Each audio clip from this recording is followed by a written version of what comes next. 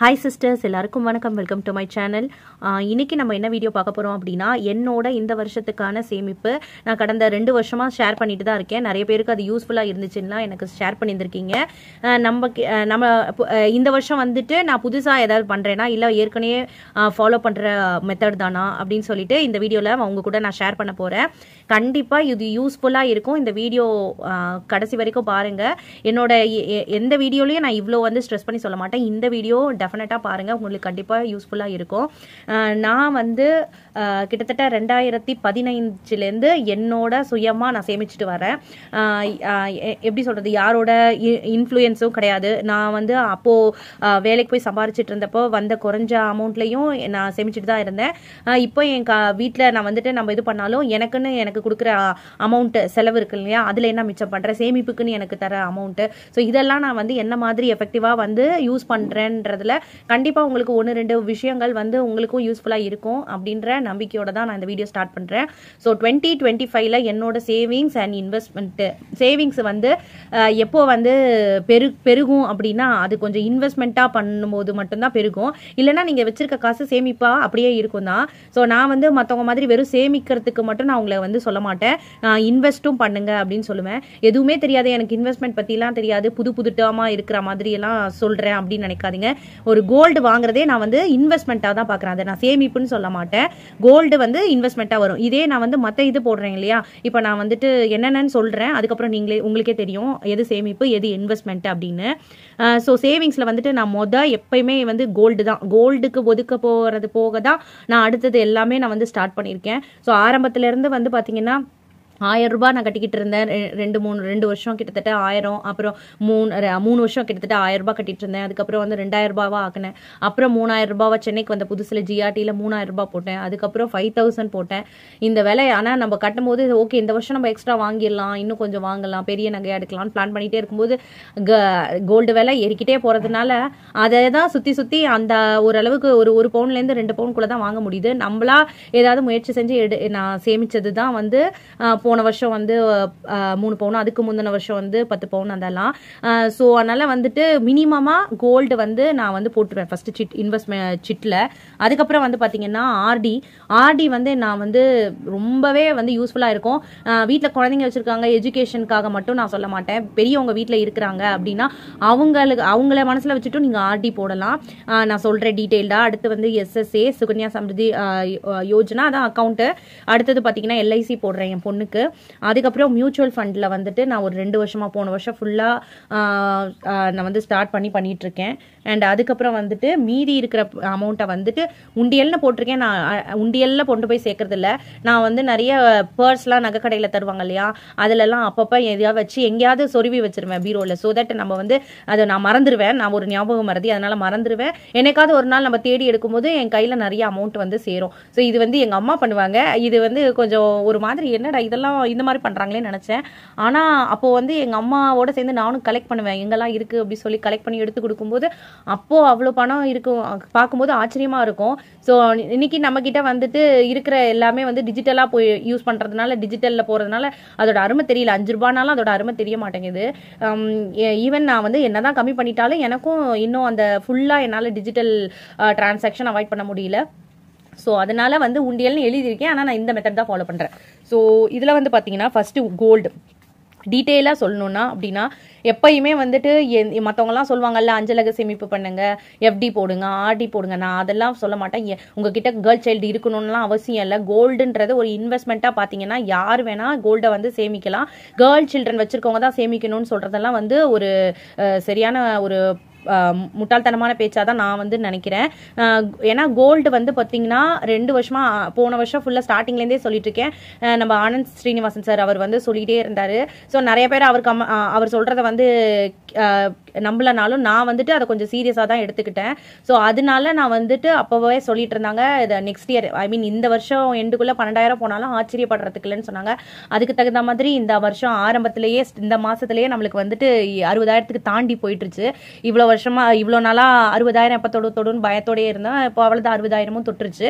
So அதனால 60,000 தொட்டுருச்சு, நம்மளெல்லாம் வாங்க முடியாது அப்படின்னு சொல்லிட்டு யாருமே அதை அந்த கோல்டை வந்து நெக்லெக்ட் பண்ணாதீங்க.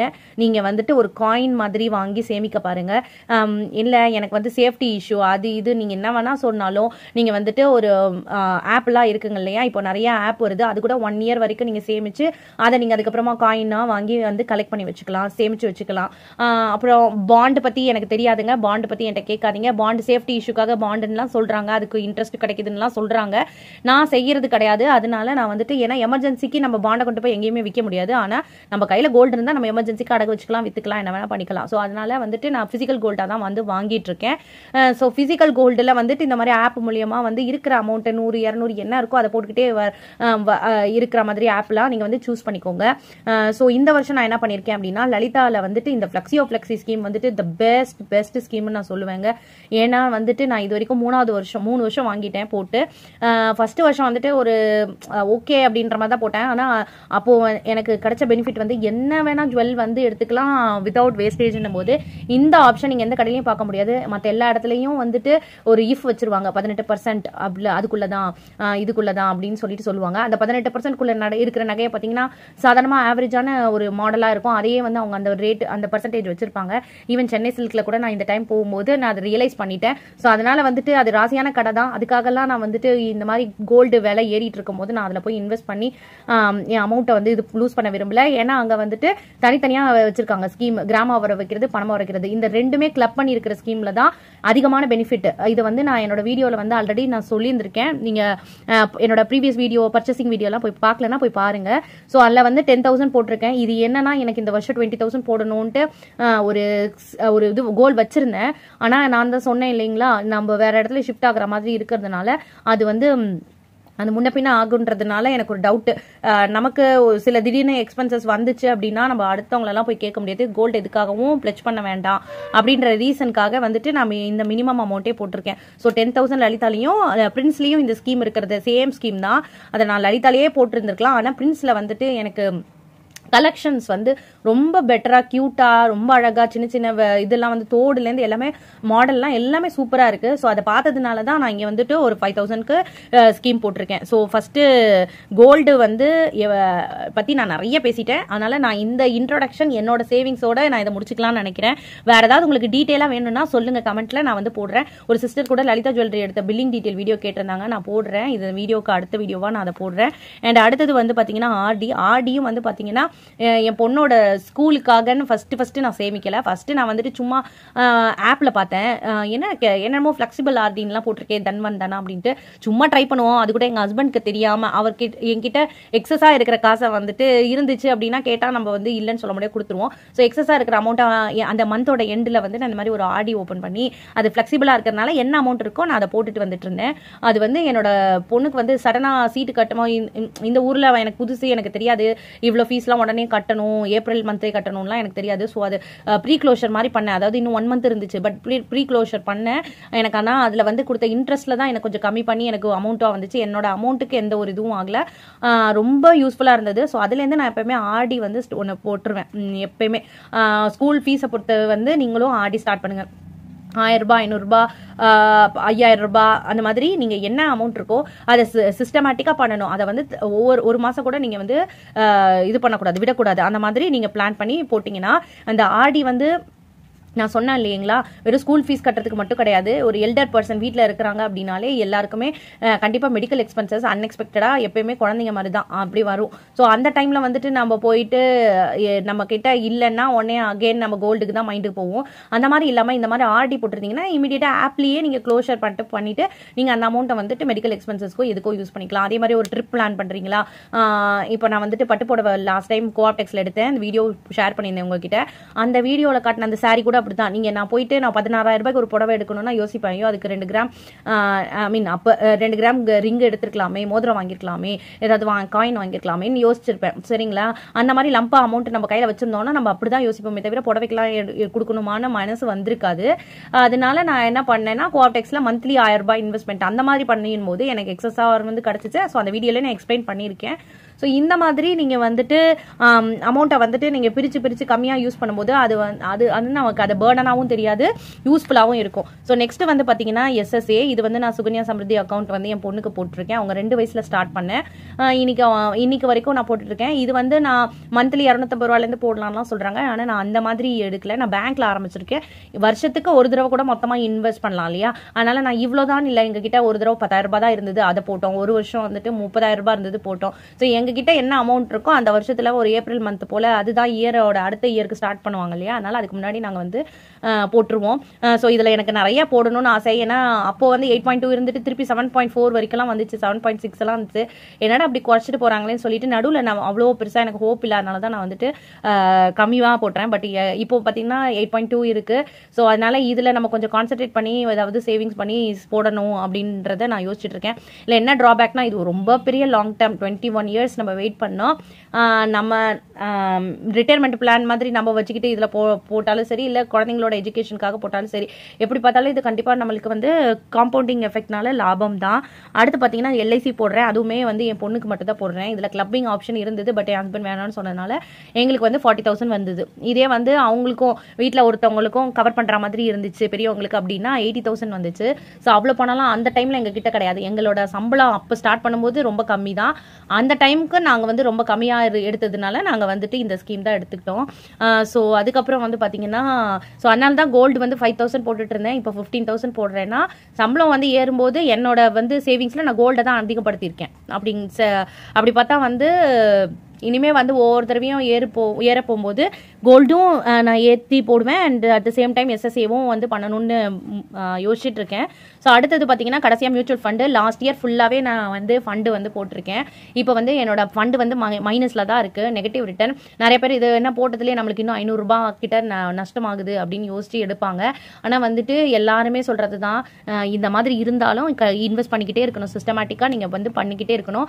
நான் வந்து இந்த பேசிவ் ஃபண்டு தான் எடுத்திருக்கேன். ஸோ அதனால என்னோட அந்த expense ratio, exit load 0, expense ratio 0.12 தான்.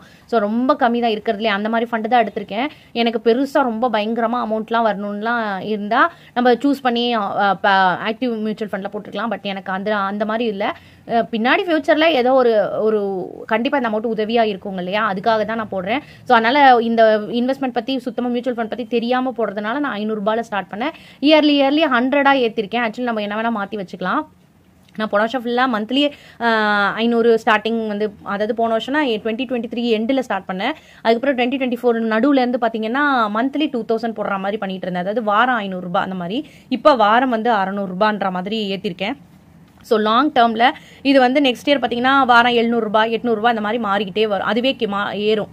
நம்ம 100 ரூபான்றதை செட் பண்ணி வச்சதுனால வேணும்னா நம்ம இதை வந்து எப்படி வேணால் மல்டிபிள்ஸாக நம்ம வந்து எடுத்துக்கலாம்.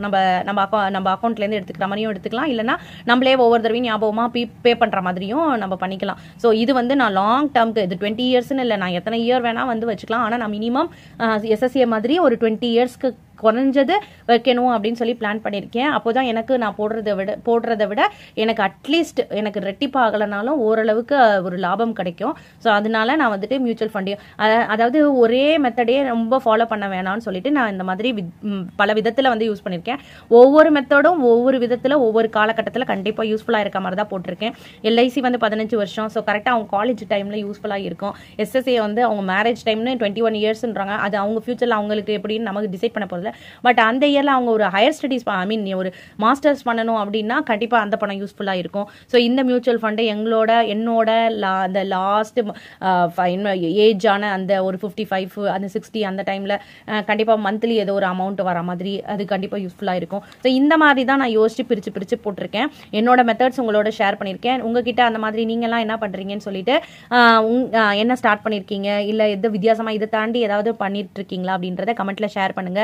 கண்டிப்பா இந்த வீடியோ உங்களுக்கு புரிஞ்சுக்கும். நான் இதை வந்து இன்னும் டீட்டெயிலாக சொல்லணும்னு எனக்கு ஆசை தான். ஒரு பாயிண்ட்டுக்குமே நான் நிறைய வச்சிருக்கேன். ஆனால் வந்து சொன்னா வீடியோ 20 நிமிஷம் அந்த மாதிரி லென்த்தியாக போகுது. ஸோ அதனால இந்த மாதிரி நான் ஷார்ட்டாக முடிக்கிறேன். இதுவே எனக்கு தெரிஞ்சு லென்த்தியாக தான் போயிட்டு இருக்கு. 20 நிமிஷம் வந்துருச்சு ஆல்மோஸ்ட். நான் இன்னும் சொல்லணும்னா நிறைய சொன்னோன்னா அது இன்னும் லென்த்தியாக போகும். அதனால இந்த வீடியோ இதோட முடிச்சுக்கிறேன். இந்த வீடியோ பிடிச்சிருந்தா லைக் பண்ணுங்க, ஷேர் பண்ணுங்க, சப்ஸ்கிரைப் பண்ணிட்டு பாருங்க. Thank you so much. பாய்.